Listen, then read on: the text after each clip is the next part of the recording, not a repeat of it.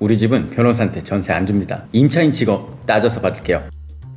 임차인 직업까지 따져 묻겠다는 상황. 임대인이 변호사한테는 전세를 안 주겠다는 경우가 있다고 합니다. 전세 계약을 하면서 임차인 직업을 묻는 것도 좀 그런데요. 돈 잘 버는 전문직, 의사, 변호사를 꺼려 한다는 얘기입니다.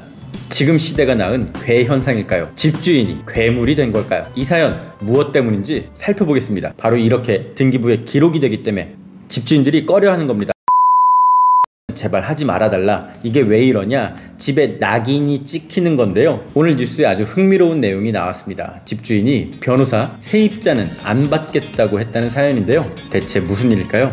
전문직 세입자한테 된통 당했다는 집주인 얘기로 시작합니다. 변호사한테 우리 집은 전세 안 줍니다. 직전 세입자가 변호사 부부였는데 피도 눈물도 없이 사정을 봐주지 않았어요. 정해진 계약기간보다 1년 6개월 더 빨리 나간다고 법대로 할 테니 연 12% 이자를 달라고 했어요. 갱신계약 후 얼마 되지 않아 나간다는 통보에 시간이 촉박했고 너무 힘들었습니다. 사연은 이렇습니다. 묵시적 갱신, 계약갱신 청구권 이후에 나가겠다고 통지한 뒤 3개월이 지나면 임차인은 일방적으로 계약 해지를 할 수가 있습니다. 지금 이 사연의 경우도 그랬고요. 사정을 좀 봐달라고 했지만 변호사라면 법대로 하겠다고 했다는 거죠. 결국 임차권 등기 명령을 걸고 다른 집을 구해서 나간 겁니다. 보증금 못 받는 동안 이자도 달라고 했다고 하네요. 법을 잘 아는 변호사 임차인한테 자신이 오히려 당했다는 집주인이었습니다. 그 뒤로 변호사는 안 받겠다고 선언한 상황이었죠. 변호사뿐만 아니라 돈 잘 버는 전문직 임차인도 받지 않겠다는 집주인이 덜어 있다고 합니다. 대체 왜 그럴까요? 바로 보증금 돌려주는 것 때문인데요. 계약갱신 청구, 묵시적 갱신 이후에 퇴거를 통보하면 일방 해지가 가능합니다. 그 3개월 후 마음대로 나갈 수 있는 거죠. 임차인이 원할 때 나가면서 돈도 돌려받을 수 있습니다. 하지만 현실적인 문제가 있는데요. 진짜 나가야 돈을 돌려받을 수 있습니다. 바로 동시이행이라고 하는데요. 이것 때문에 모든 상황이 꼬이게 되죠. 세입자는 다른 집을 얻을 목돈이 없고 집주인 수중에는 또 돌려줄 돈이 없습니다. 문제는 임차인들이 다른 돈이 없다는 건데요. 지금 사는 집 보증금으로 자신의 돈이 대부분 다 묶여있기 때문에 다른 집 구할 보증금, 계약금조차 없는 거죠. 결국 이렇게 돈이 없으니 해지권이 생겨도 다른 집으로 이사를 못 가게 됩니다. 집주인이 돈을 돌려줄 때까지 기다릴 수밖에 없는 상황이죠. 사실 집주인이 더 큰 문제입니다. 보증금은 잠시 맡아뒀다가 나중에 돌려줘야 하는 돈인데요. 그 돈 제대로 갖고 있는 집주인이 별로 없습니다. 보통 다음 사람한테 보증금 받아서 이전 세입자 보증금을 반환하죠. 보증금 돌려막기 식입니다. 결국 세입자도 집주인도 돈이 없으니까 이사를 나가지도 못하고요. 다음 사람 그대로 기다릴 수밖에 없는 게 현실입니다. 또 게다가 전세 공급이 많고 역전세까지 벌어졌다면 다음 임차인 구하기는 더 어렵겠죠. 하지만 이런 상황에서 좀 더 느긋한 건 집주인입니다. 지금 임차인이 마음대로 움직이지 못하니까 자기는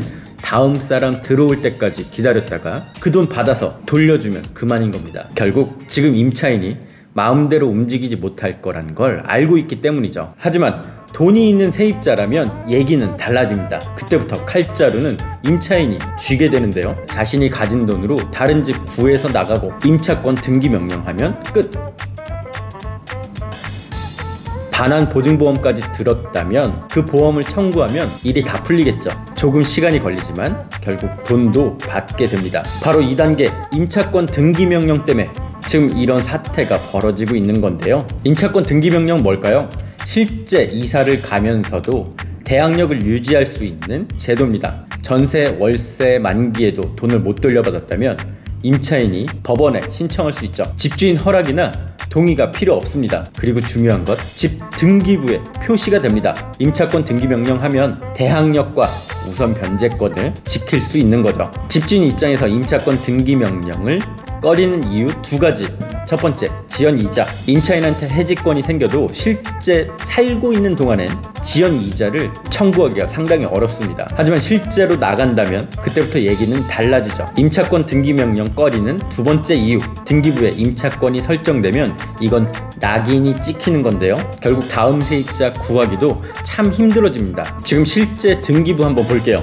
임차권이 설정된 집의 등기부입니다. 등기부 을구 3번에 주택 임차권 표시되어 있고요. 21년 1월 접수가 됐습니다. 20년 12월에 서울 남부지방법원에 임차권 등기명령으로 접수가 된 상황이고요. 보증금 2억 3천만 원. 여기 살펴보니까 2016년 10월 계약을 하고 12월 잔금을 치르고 산 걸로 보입니다. 이후에 쭉 살다가 결국은 제때 보증금을 돌려받지 못해서 임차권이 등기된 상황이네요. 바로 이렇게 등기부에 기록이 되기 때문에 집주인들이 꺼려하는 겁니다. 임차권 등기명령만은 제발 하지 말아달라. 이게 왜 이러냐? 집에 낙인이 찍히는 건데요. 그래서 결국 다음 세입자 구하기도 어려워집니다. 임차권 등기 이렇게 공식적으로 모두에게 알려주는 건데요. 이 집은 세입자의 돈을 돌려주지 않았다라고 말이죠. 이렇게 문제 있던 집이라고 도장이 꽝 찍히는 겁니다. 만약 이런 집이라면 다음 사람이 집이 아무리 마음에 들어도 선뜻 계약할 용기가 나지 않을 거예요. 집주인 입장에선 임차권 등기 명령이 가장 무서운 상황이 될 거고요. 그래서 법잘알 돈 있는 세입자 임차권 등기 명령 가능, 집주인은 폭망. 이런 생각 끝에 지금 이 사단이 벌어지고 있는 겁니다. 집주인이 변호사는 안 받겠다. 전문직 돈 많은 세입자는 안 받겠다. 기사를 보니 앞에서 집주인은 이렇게도 항변했네요. 피도 눈물도 없이 사정을 봐주지 않았다. 이 세입자가 냉혈하니까요. 집주인이 괴물일까요? 여러분의 의견을 알려주세요. 세입자가 너무했다 1번, 집주인이 잘못했다 2번.